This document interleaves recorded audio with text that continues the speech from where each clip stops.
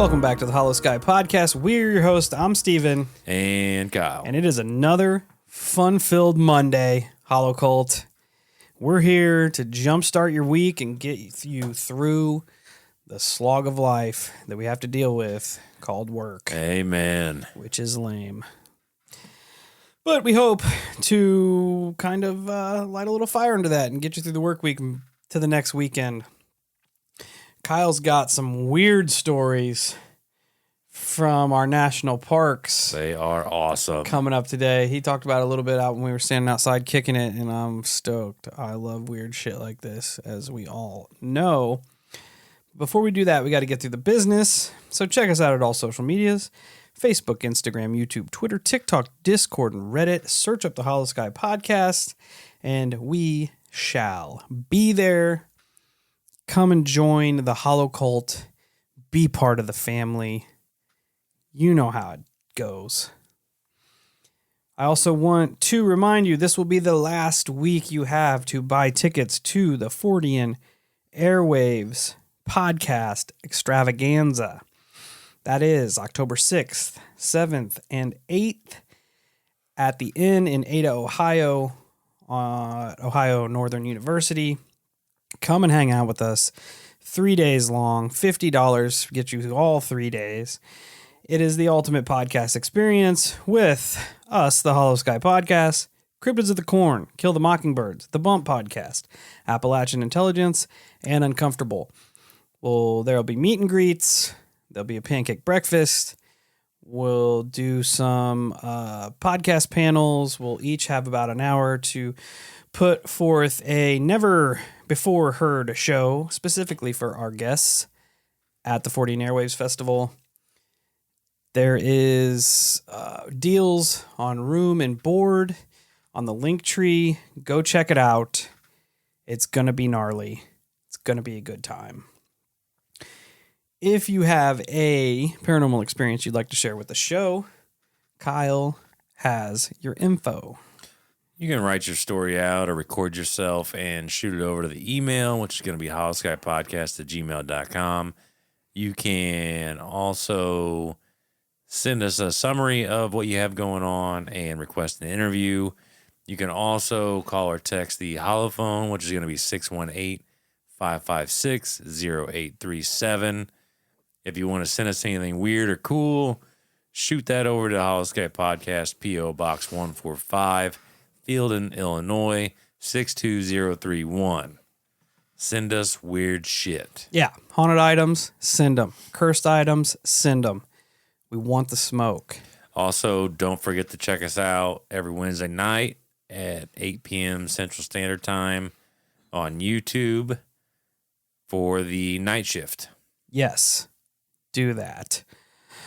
I want to shout out. I always am a sucker for searching our name on Reddit just to see if people mention us. And I saw this post on one of the haunted Reddit threads about this person bought a pair of hiking boots from their local Goodwill, and ever since they got it, all sorts of weird and gross things were happening at their house. One listener over on Reddit, I can't remember who it was, but shout out to the member of the Holocult on Reddit, said, "Yo, you need to send it to our boys in Holosky," and gave our address. That's awesome. So I don't know if we're going to be getting some haunted hiking boots, but I'm about to put them on and get to stepping. I mean, no offense, but that's kind of what you get when you buy used hiking boots. Sometimes there's ghosts attached. Just throwing that out there. I thought it was funny, but this is what we like to hear. People out there in the wild, Holocult in the wild, throwing our name in the hat, wherever you can find it. I love it. Just existing on its own. I absolutely love it. Keep that up. If you'd like to support the show, there's plenty of ways you can do it. Check us out on our Patreon. There you'll get all kinds of extra content. You'll get the regular shows ad-free and early, which is pretty cool in itself to be part of an elite club, getting the Holosky episodes just a smidge before everybody else. Yeah. You'll be in the know before the know. So, that's something you really want to pass up? I don't think so. We have our website, holoskypodcast.com. Go and check out the merch. We got a Venmo. You can send us some pocket change to feed our addictions. Best thing you can do, mention the show word of mouth. That it by far has what it's the pillar of this show. It's what has helped build this show. The grassroots movement of the Holocult, spreading the show around, whether it be word of mouth or social media or just however you get it out there. We appreciate you guys and keep up the good work. The more Holocult there is, the more Holosky there will be. So let's keep that rolling. You can also go to wherever you listen to your favorite podcast, which is us, and leave us a 5-star rating and review, and we will shout you out. Today's 5-star podcast, or 5-star rating and review, comes to us from our friend Lizzie Liz 82. Lizzie Liz says, 5 stars, a must listen. These guys bring some new puzzle pieces to some of this same old puzzle. That's what we're here to do. Try to put some new insight on some of the weird. And we know a lot of that weird has been rehashed and looked at and thought about and spoken about and then thought about and spoken about again. So we're always trying to put fresh eyes on stuff, put our own little take. I think that's what kind of makes our show special, that me and Kyle might not always have the same point of view, but we can always look at it from different perspectives, which is important. It's important. Absolutely.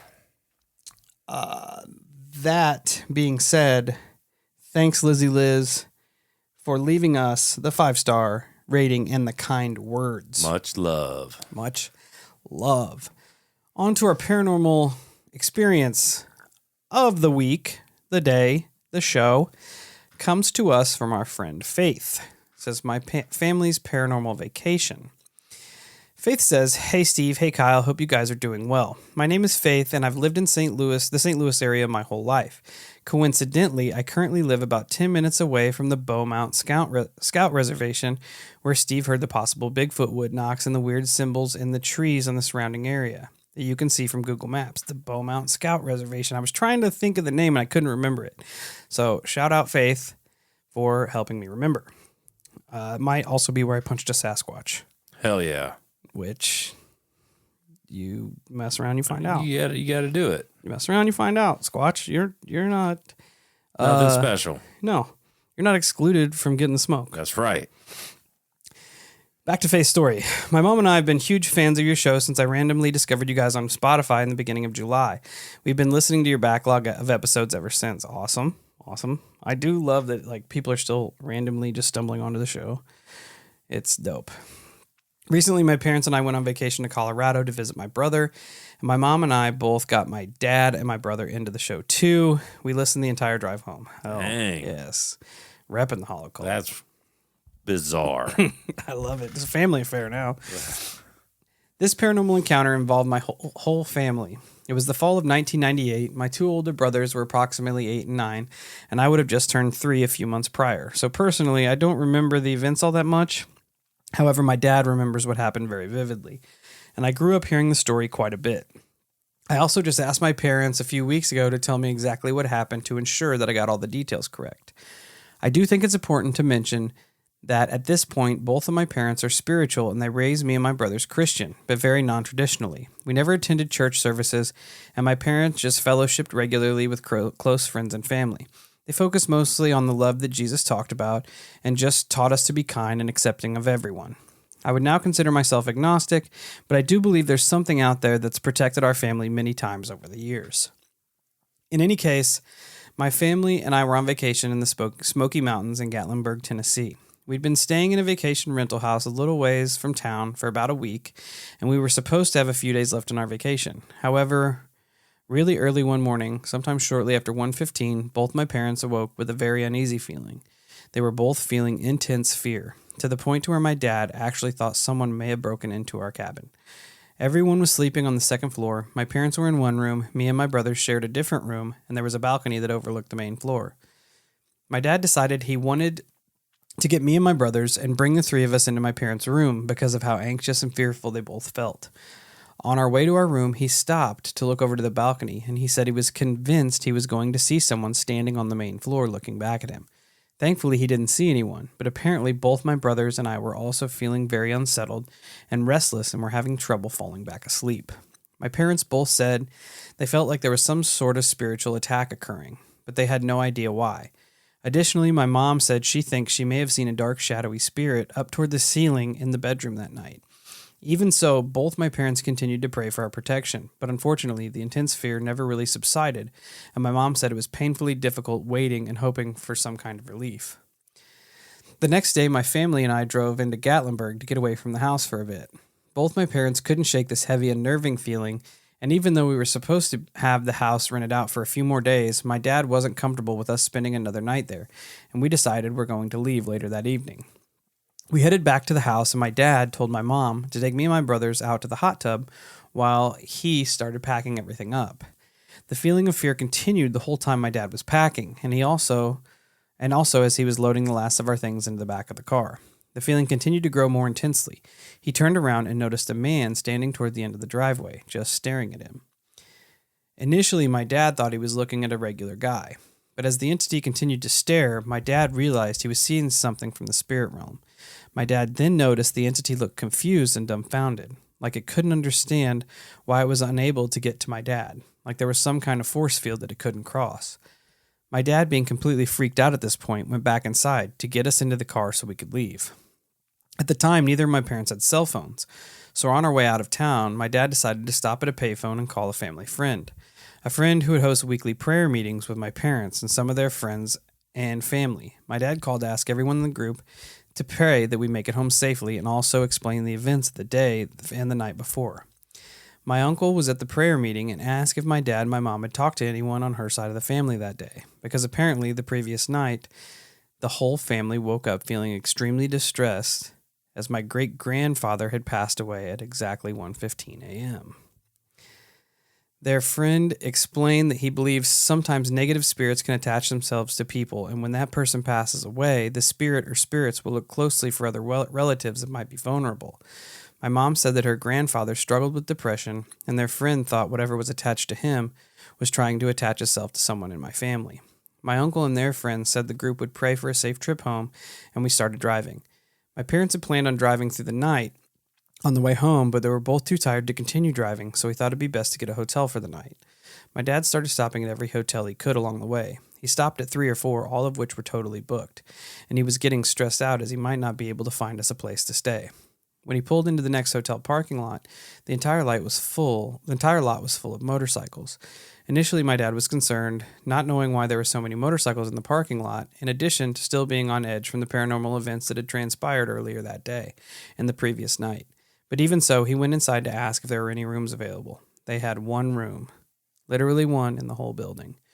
Again, my dad was a bit worried, but since everyone was exhausted, my parents decided we really need to stop and rest, and apparently we all slept like a rock. The next morning, my dad found out that there was a convention going on of a motorcycle group that went by the name of Bikers for Jesus. I'm not sure if we'll ever have all the answers in regards to what actually occurred in the Smoky Mountains that fall. But in my opinion, it feels like the universe specifically wanted us to stay in that hotel, and I believe something was looking out for my family. My family's experienced a few more paranormal events that I might send in another time, but this was the most prominent one. Anyway, thanks for putting so much intention into this platform and for creating a safe space for people to share their stories. We really appreciate you guys. Your friend, thanks again, Faith. Faith, thanks so much for taking the time to send your family's experience in. First, definitely send in any more experiences that you have, because we want to hear them. We want to be able to put them out. Let the whole Holocult get to experience some of the things that you and your family experienced. Secondly, I'm full on board. I think something was looking out for you. What that may be, I am not sure, but Yeah, 'cause what would the odds be that you stumble across that hotel with one room? Yep. Sometimes you gotta let coincidence go. Yeah. And I never considered the probability of something being attached to a family member that was passing, something negative, attempting to attach itself to another family member as that person passes. That is horrifying. Yeah. It's like a generational curse is what it is. Like a generational infestation. Pretty much. But you know what? Also has to give you a little bit of comfort, because it sounds like, at least in my head, it sounds like you guys might have been protected, and that's why that thing couldn't cross the barrier. That's what I thought too. Because there's nothing else that makes sense. Yep. I mean, it could have been so much so that it was the great grandfather, Yeah. keeping it at bay. Yep. Yeah. It is. You almost have to find comfort in the fact that something was watching out for you. Absolutely. And think about like the fact that it bothered him so much. He went out of his way to stop at a payphone, to call the family, to ask everybody to send prayers his way. Yep. It just goes to show the validity of the situation. Yep. Because it bothered him that much that he took that extra time, those extra steps to ask for help. Yep, absolutely. And I dig it. I mean, the Smoky Mountains are a weird place, man. Oh yeah, for sure. It's full of lore. It's old as shit, and there is all kinds of weird stuff that goes on down that way. It's definitely a very bizarre place. But we look forward to hearing from you again, Faith, and thanks for kind of racking my memory there on the Beaumont Boy Scout reservation. If you or your family that lives around there have heard any weird squatchy shit, we would also like to hear that, because I may have punched one in the face. Not intentionally, just out of reaction. Don't threaten the Nutter Butters. That being said, we are going right into some more weirdness. Here we go. It's kind of appropriate, too, because this first story kind of reminds me of Steve a little bit, just for a split second. Uh-oh. So here we go. Is this good or bad? This one's bad. Great. It's not cool. So check it out. Copy that. There was a dude. He was out deer hunting in a very remote area, when all of a sudden he was awoken by something scraping up against his tent. Nope. He assumed that it was some type of animal until left hook, whatever it was, pressed its face up against the tent. Yep. Swinging. It was a human-shaped face pressing into the tent. So the man hauls off and kicks it.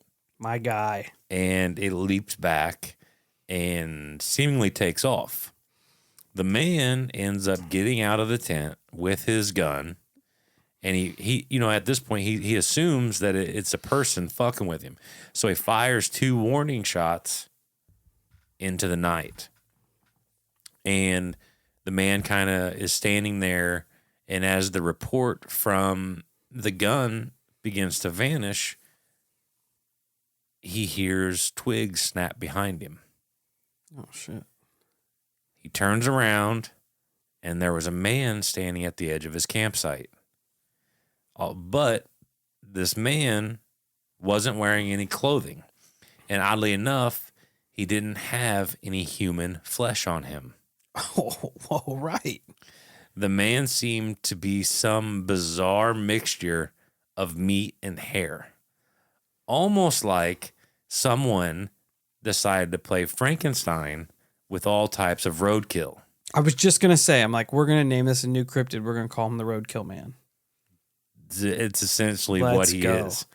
But I just want to make note for anybody that wants to try it.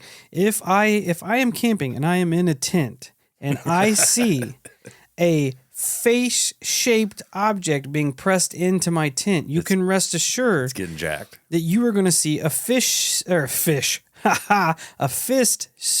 object coming through your side of the tent. That's just how it works. Don't be creepy. Roadkill Man, Sasquatch, other camper, Boy Scout. Whatever you are. Don't be fucking creepy and you won't get punched. Exactly. So from here, it gets even weirder. Playing on a mass fear of mine, the thing opens its deformed mouth, and instead of making human noises like words or even grunts, this thing mimics the sound of the gunshots. Boom, boom. Then it mimics the exact sound of the zipper from the tent unzipping. Which falls directly in line with Jeremiah's account. Yes. From when he was on his Squatch hunt. Yes. Disgusting. Then the creature takes off into the night. Now it gets a little bit stranger from here because in the same area, the park had found a woman who ran away. Or so they were led to believe. Because this woman was she had a bad home life. And she ends up disappearing. So they figure she just runs away. And it also, at around this time that she was reported missing, people began to come forward and say that they'd seen her around the park.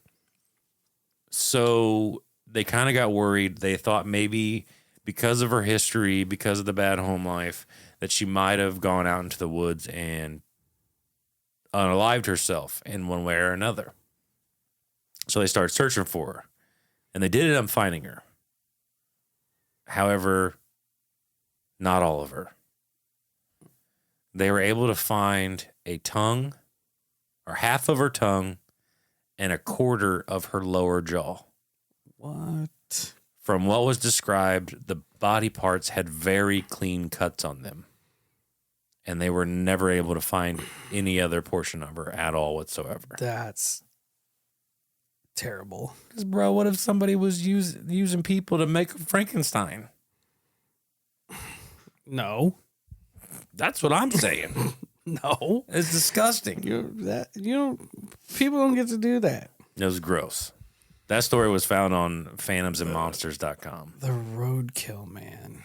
It's gross. I do That's like the it, though. first thing I thought when you said it was just flesh and hair. Yep. I like it.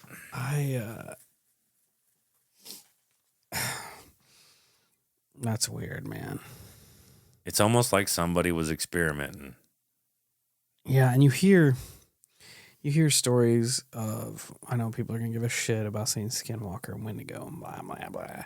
But these things, whatever in the forest, these predatory entities mimicking people's voices, they will call out to see if you call out. And the more you call out, the more it's able to mimic your voice. Yeah.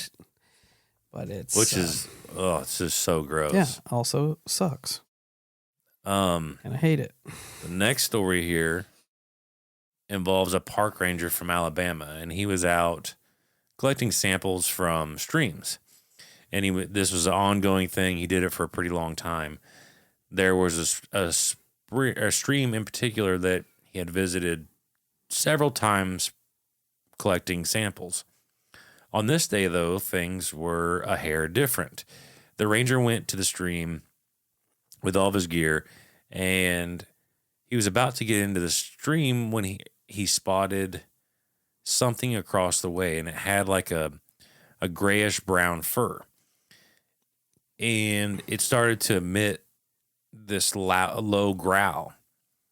At first, the ranger thought it was just some type of dog that essentially had gotten away from the owner. But the dog-like creature let out this really bizarre, loud howl and then takes off into the woods, only to almost like try to hide itself because it stops, turns around, and starts watching the ranger.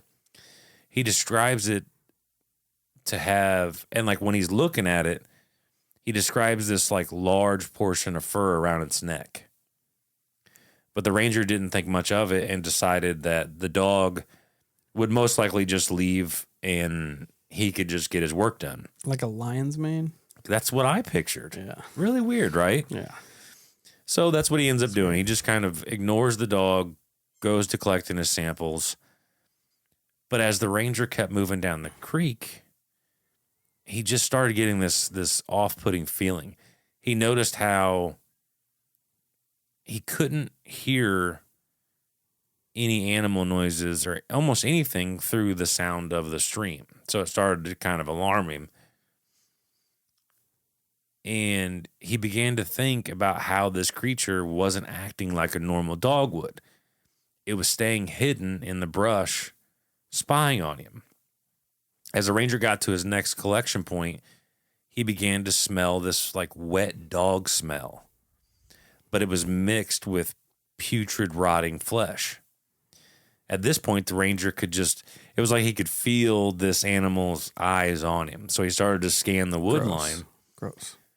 And he ends up spotting it again. Now, this time when he spots it, the thing begins to stand up on two legs. It got to a height of about 7 feet tall. And the growl became audible again. The eyes of this thing took on a yellowish look. And he described the face as having a demonic look to it. He said that the chest of this thing was just fucking massive. Now, It sounds like a dog man. That's exactly where I'm at. Everything from the smell to the eye shine. The eye, all of it. Sounds like a dog man. The ranger, and I don't know, like there's a part of me that this is definitely the smart move, but he's like, well, fuck this, I'm getting out of here. But instead of turning to run, he backs up and he keeps eye on the creature. Now, as he's moving back down the stream to get out, the creature is following him. But he gets to a point like where his entry point was. He gets out of the stream and is headed up back towards his truck. But the creature never crosses the stream. That's weird. That's what I was thinking. It got to the edge of the stream because it was definitely pursuing him. Gets to the edge of that stream and just stays there. Will not cross the stream. Which is very weird to me. So, I mean, it either had an aversion of water or something was that stream was some sort of like a barrier almost. Like some sort of otherworldly wall. Yeah. Prism wall. It caught me too and just made me was like, that's strange. But even what's even almost just as strange to me is he gets back to the headquarters, tells his supervisor about it. His supervisor seemed extremely concerned, so they ended up sending people out there to investigate the area. Now, they never did find anything, and this particular ranger did go back to the same stream several times to collect his samples. I mean, he always went armed this time, but he said he never saw anything like that again. That is weird. Because it had very predatory tendencies. Absolutely. But or at the very least, territorial tendencies. Yeah. Like it was saying, hey, bitch, you come over here. This is my land. Yeah, maybe. Yeah, I didn't think about that. Maybe it was something put forth to a very specific geographic location. Like it cannot leave from these specific boundaries. Yeah. Weird. Which I'll almost bet there's some type of native lore on that. It sounds right. Yeah. It's interesting. It'd be worth looking into if certain things can be summoned to protect certain specific pieces of land, which I'm sure it's out there. Because I think at one point I read that dogmen were very prominent for a while around native burial sites. I think I heard that too. Yeah, it's bizarre. Now, this next story, though, this one is fucking awesome. And I mean awesome in like the creepiest way ever. So not awesome. Yes. So terrible. Yeah. By awesome, you mean shitty. Yeah. Cool. Here we go. So there was a ranger. He was out and about one day, kind of, I guess, just kind of running through the park and whatnot. And he gets to this location and he starts to smell just a absolute putrid stench, just fucking terrible. Well, in this area, it was heavy for bears. And his brain came to the conclusion of that it was probably a bear cache somewhere out there. That the bear had killed something, tried burying it, but he said the thing with bear caches is they don't typically bury their stuff very good. They're really shitty at it. So a lot of it will still be like sticking out and you can smell it and it's just, it's stupid, you know? I'm with you. If you bury it too deep, it's just going to be that much more work Yeah. you got to do before you can come back and get a snack. Exactly. So he searches around for it and never ends up finding it. So he's like, whatever, fuck it. I'm just going to go back to headquarters. And he just kind of forgets about it until 2 days later, they get a call from campers in not the same area, but it's relatively close. And they report a deer carcass that's found. And the way it's kind of described in the verbiage, and it's a little strange, but they say that it's like the head sticking out of the ground, but I'm kind of assuming that there was probably tall weeds in the area and all they saw was the head of the deer sticking out. And they said, they're like, man, this deer just smells so fucking bad. It is absolutely putrid. And on top of that, the skull, like the head of the deer, has no flesh on it at all. And you can tell that something has been eating this deer. So the ranger's like, well, that's weird. And they even point out that there's no signs of predators in the area. There's nothing. It's like, all right, that's bizarre. So the ranger ends up going out to investigate the area and try to find the corpse and maybe remove it or investigate what happened to it, et cetera, et cetera. So he goes out there. He finds the general area that they were describing. He starts looking around. And he's like, well, I didn't find no deer with a head sticking out of the ground or anything of that. He's like, but I did find deer bedding. And he noticed that there was blood in the deer bedding. And for anybody that doesn't know, deer bedding is just like where you'll walk out into like a large clearing of grass and you see these matted down areas. It's just where the deer have laid down and bedded for the night or whatever. So he notices, like I said, he notices a little bit of blood in there and he's thinking to himself, by what the person has described to him, he's like, there's no way this deer is alive. There's just no way. But he gets to thinking, he's like, well, maybe it had been injured by an animal, and at this point, it has gone off to die somewhere. So he's like, I can't find nothing, so whatever, I'm gonna leave. And he's starting to head back to his ATV. He gets on the ATV. Or no, he's approaching his ATV when all of a sudden he starts to smell a fucking putrid smell. And he's like, it's the exact same smell from the other day. And he turns around to look back into the clearing and he sees it. The deer just standing there looking at him and looking like a zombie. Nope. He said there was no flesh on the head at all. It had no eyes.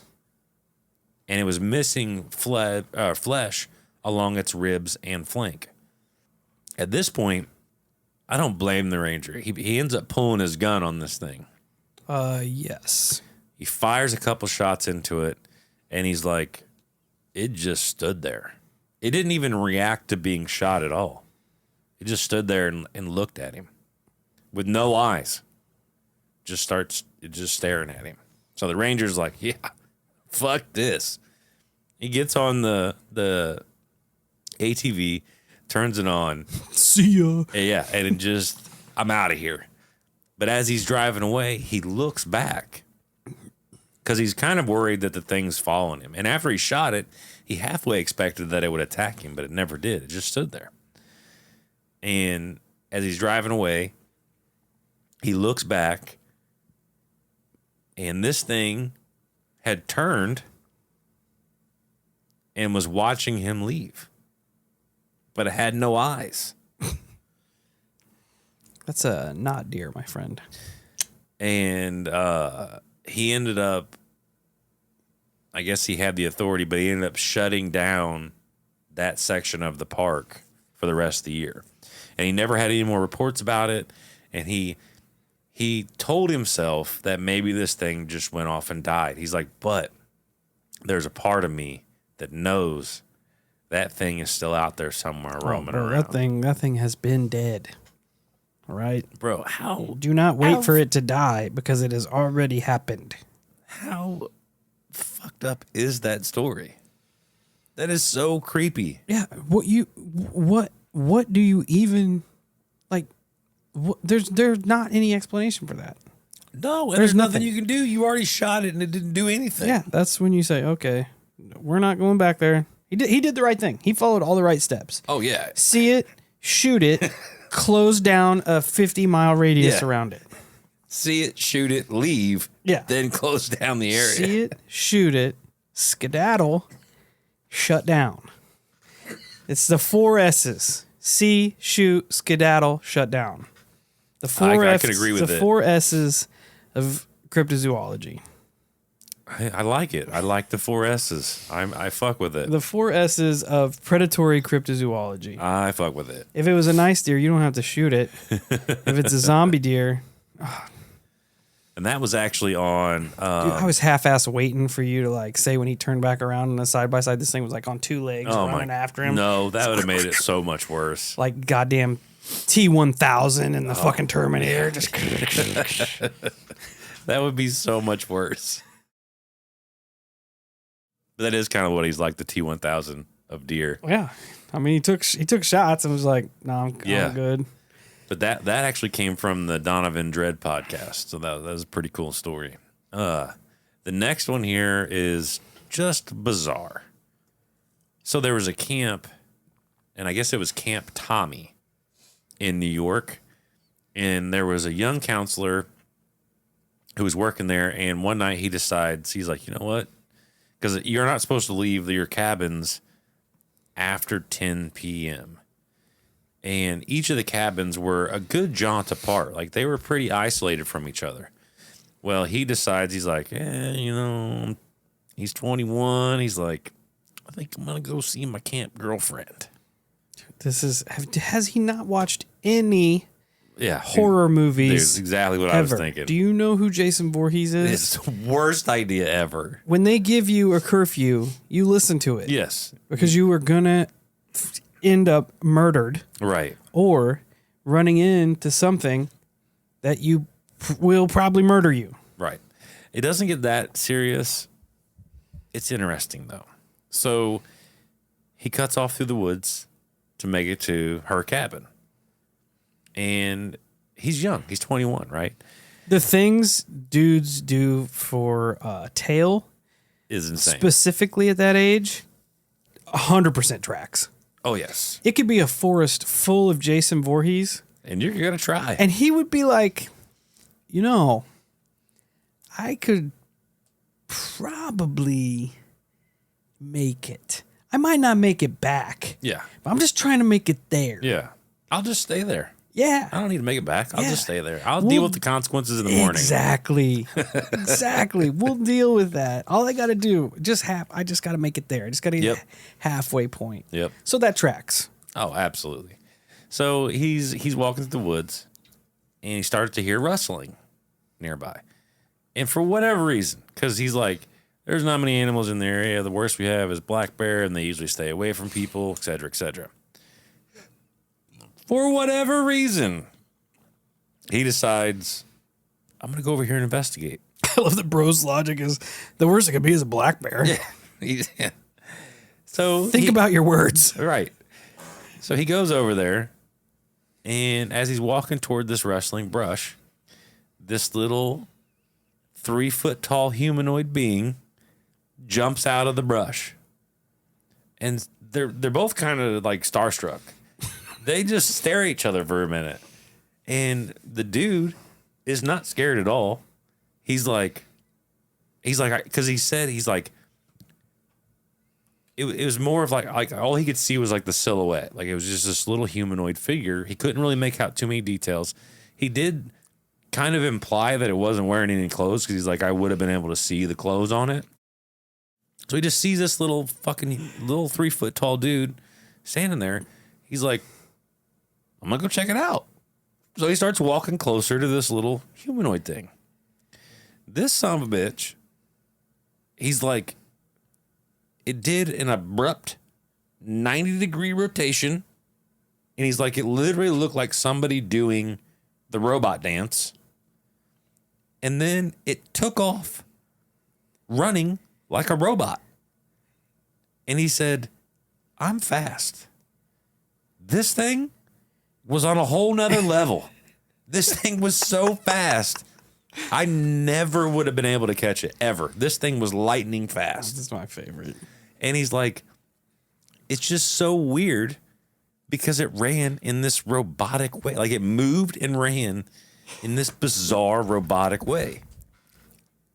I love the idea that at this point in time, there was a 21-year-old human camp counselor on a mission to get some tail, and probably a robotic gnome Thinking the same camp thing. counselor on his way to get some tail. I hope. And they just happened to cross paths. I hope, because that would be the best version of this story. That's the only thing that makes sense to me. I agree. That's the story. That's And- exactly what happened. And dude's robot gnome saw him and is like, "Oh shit! Yeah. Oh shit!" There's another. He probably immediately thought, "Man, there's more game out here." There's a fucking giant. Yeah. This giant can come take my lady. Yeah, I'm out. So he's He just, robot shuffling. dude, it's so awesome. So awesome. I love the dude. The dude was already naked. He's ready Oh to yeah, rock he's and roll. going. He's ready. He's ready. I don't know what it could be. It's super rad. Horny robot gnome. Super rad. That's it. I love it. That's the only thing I that could be. absolutely love it. It's the only option. It literally is. I found a short story that I included in here just because it's weird. There was a brother and sister. They had gone camping. We're all about weird shit here. Yeah. They went camping and they were kind of like hiking around through the woods when they hear their mother's voice clearly say, "Honey, why is your nose bleeding?" Well, It's a fucking roadkill. obviously, their mother was not on this trip, so it scared the shit out of them. They took off, started running away. About a few minutes into them running away, the sister gets a nosebleed. Weird. Very weird. Weird. That's the story. Really short, but I thought, how bizarre is it that they heard their mother Yeah. in the middle of the woods? It was an auditory premonition. Yes. That is Super bizarre. That was bizarre. That's That even we said weirder. bizarre at the same time. Really weird though, right? Yeah, you hear a lot of premonitions about people seeing things and dreaming things, but I'll have to look into auditory premonitions. I know I've heard about them before, but I'm curious the correlation between family members and the voices that they hear. You know what I mean? Like Yeah. it's interesting that they heard the mom, because if they were younger, that is a voice that they would listen to, that they would attribute to some sort of like authority or Right. compassion. That's Really, really strange got story. my brain ticking there. Same. That's why I included it. This next story though, not scary, fucking bizarre. Absolutely bizarre. We're also all about bizarre. Yeah. So the way I take it is that there were two cousins, both female. One of them became a park ranger. And she's like, "Hey, let's go out here, go camping. I'm going to take you out and show you around, blah, blah, blah." All right, cool. So get out there, get on their horses. They're out riding around. The one who's now a ranger or whatever is like, "Hey, you want to see something weird?" And her cousin's like, "Well, obviously, who doesn't want to see weird stuff?" Yeah, we're all about the weird here. So they start riding off into the woods. They get deep into the woods, and She's like, all right, well, we're going to get off our horses here. We're going to tie them up, and then we're going to walk over here into this clearing. So they walk over into the clearing, and they see like wire sticking out of the ground, almost like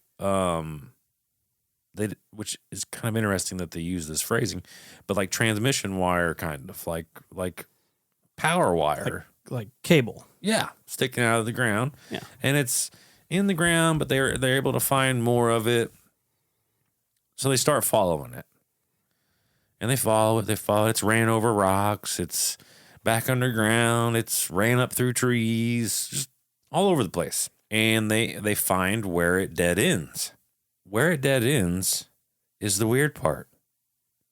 It dead ends in the middle of fucking nowhere. No roads, no decrepit buildings, no burnt buildings, no building remains. There's literally nothing here except a school teacher's desk and a power outlet. That is so fucking weird. Now, from here, I'm assuming that the one ranger girl had been to this location before and seen it, or luck of the draw. I'm going to say that it was probably she's been here before, because she pulls out a little plug-in radio. And she plugs it into that fucking outlet, and the radio chimes to life. I have so many questions. Like, why? Yes. A. Were there drawers in this teacher's desk? I don't know. Did you go through it? Because you I should have. 100% would have. You should have. It seems far-fetched, but it's not necessarily that far-fetched, because we've heard other stories. Fucking stairs in the woods.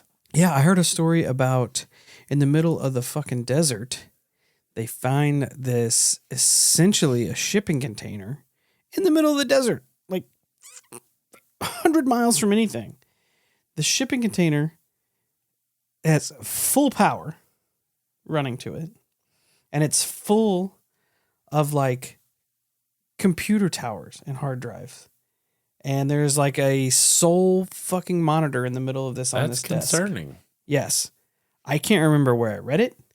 I don't remember if they were ever able to get into it, but I do remember reading it, and it's fucking weird. I think if I stumbled onto that, I'd probably be a little scared. Yeah. Like, we are not supposed to be here right now. Yeah. The only reason you have a shipping container full of computer equipment, fully powered in the middle of the desert, is because you're up to some bullshit. 100%. You are out there because you don't want anyone else knowing what you're doing. Ever. Period. The end. They could be concerning. Mining V-Bucks. I don't know, but I don't want to know. No. I would just turn around and skedaddle. I think I'm with you on that one. That one would concern me a lot. See, shoot, skedaddle. Yes. Shut down. I can't remember the other S we just talked about. I'm with you, man. That's no bueno.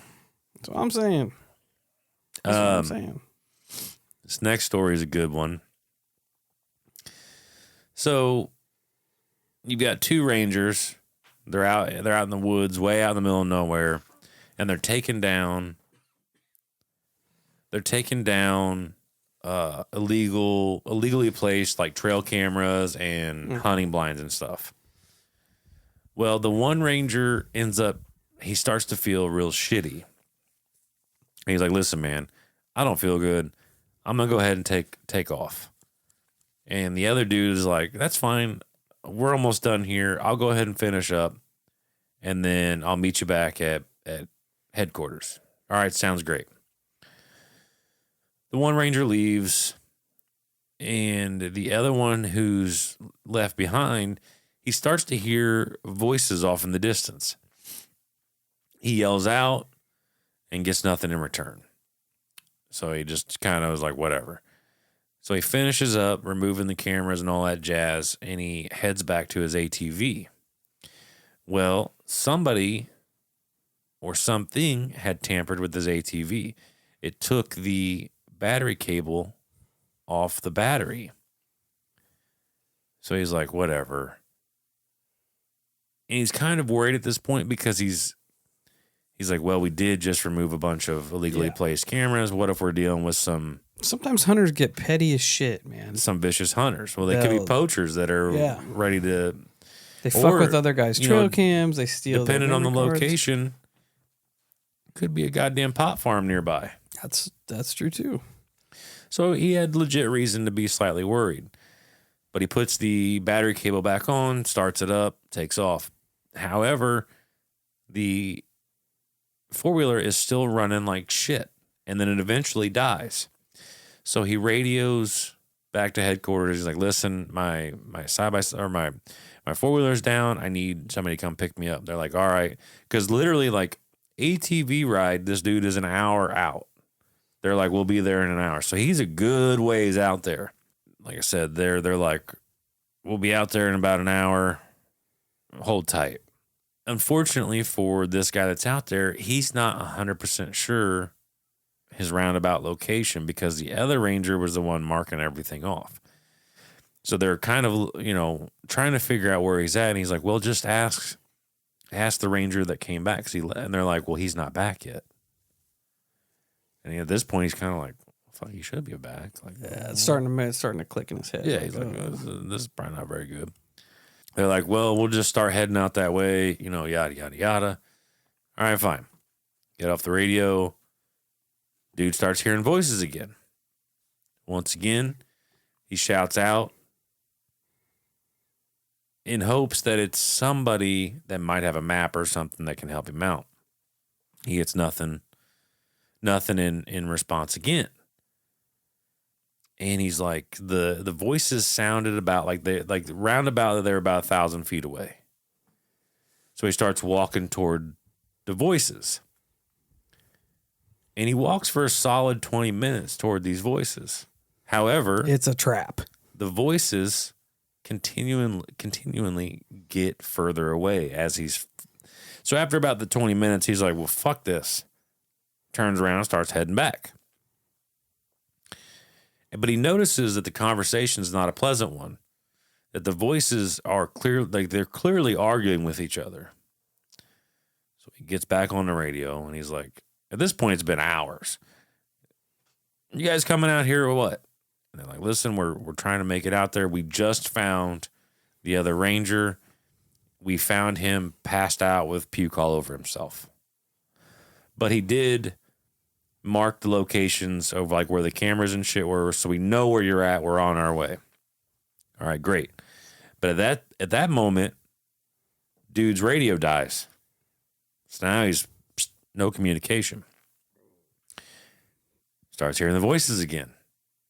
So, and at this point, it's nighttime. He's got his own little fire going. Starts hearing the voices. And he's like, well, I have nothing else to do. So I'm just going to sit here and listen. And he picks up phrases here and there. Phrases like, well, it wasn't yours to take. I don't fucking care. You knew better. So it's clearly an argument between two people. And then all of a sudden, he hears a gunshot. So he kind of panics, puts out his fire real fast, and hides over by a tree and stuff. Because now he's like, well, everything's off the table now. This is bad. Eventually, search party gets there, finds him, and he's like, listen, man, I'm 100% sure I just heard a murder. And it's the middle of the night, so they're like, well, we're going to have to come back out in the morning. Like, there's nothing we can do about it right now. So the next morning, they head back out there, and they bring police and dogs in. After a little while of searching, they actually find a shallow grave out there. They dig up the grave, and it was nothing but a pile of bones. So the body had been there for a very long time. So he's like, in his own head, he's like, I either just solved a long old murder, or somehow coincidentally I hear two guys a guy kill somebody, and then I just stumbled upon this shallow grave. Like it was residual. Yeah. Essentially.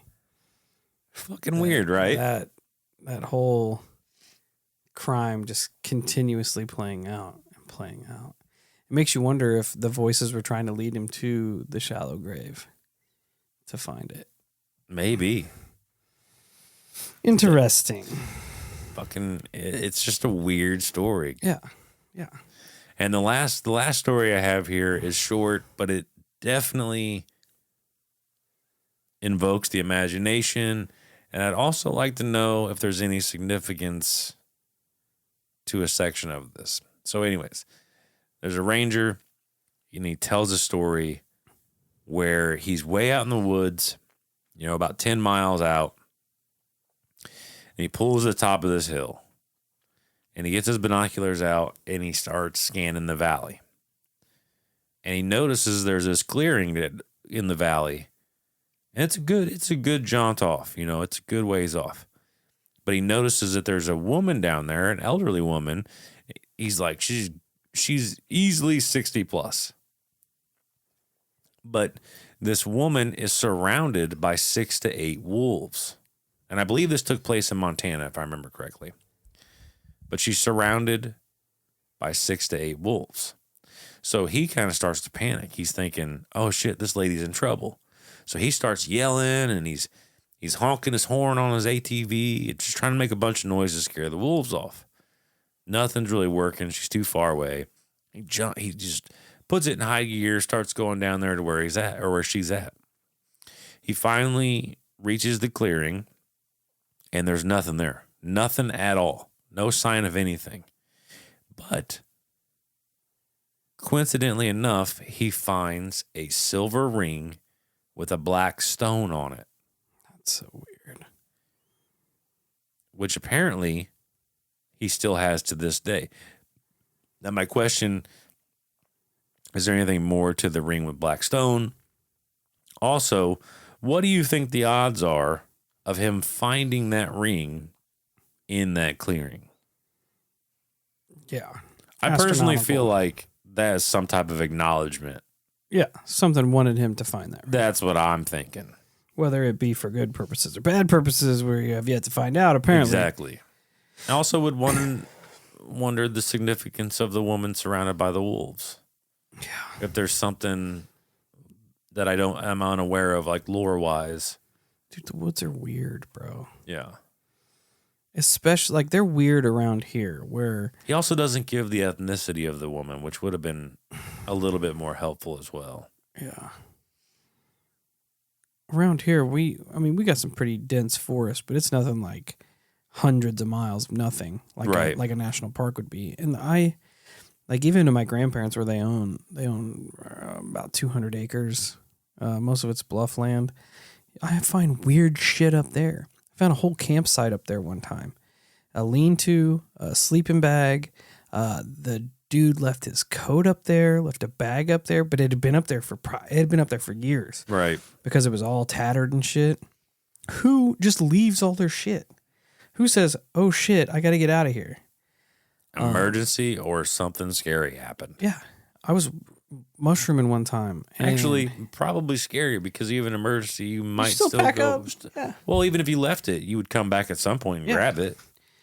I was mushroom hunting one year, and I was walking around, and there was just a jacket hung on a tree branch, just out, like in the middle of the woods on private property. Who just says, getting a little warm, gonna put this, I'll be back for it in a couple minutes. That's so weird. The woods are a weird place, man. And I really, I didn't realize how much I would enjoy like digging through these types of stories. They're so fucking cool because they're so one-off. Like some of these I'd never, like the robot humanoid dude, I've never heard anything like that.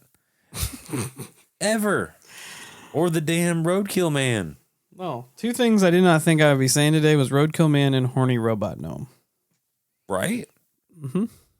Yeah, those are dope. Super fucking crazy. Those are one of my favorite, like those little one-off things that cannot be classified in any category and are oftentimes overlooked are my favorite things. That's why I think I'm with you anymore. Like I remember I think you had it that time where that person saw the humanoid out their window, but it had a fly head.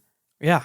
So weird. Like these have no, like they're not classifiable with a lot of the paranormal. They're these one-offs that just get overlooked. And like that in itself is so fascinating that they're just strictly one-offs. That's like why like I've never heard another story of what you had that day where there's that human figure with a fly head or this little fucking robot humanoid gnome looking thing or the Roadkill Man that doesn't talk.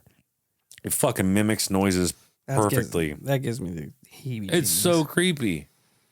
And that's why I like Charles Fort's collection of stuff.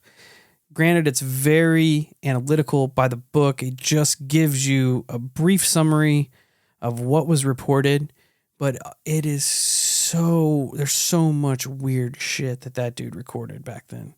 So much. Yeah.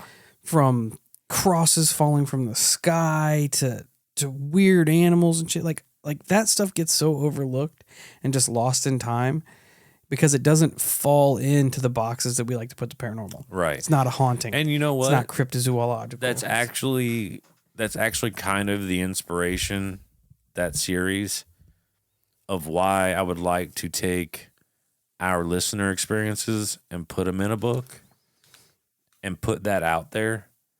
That way their experiences that stay, like it's our way of like forever logging these experiences so they don't get lost in time. So that if in the future somebody's looking for material for their show, yes, they can grab that book eventually and scroll through it and be like, oh shit, look at this story.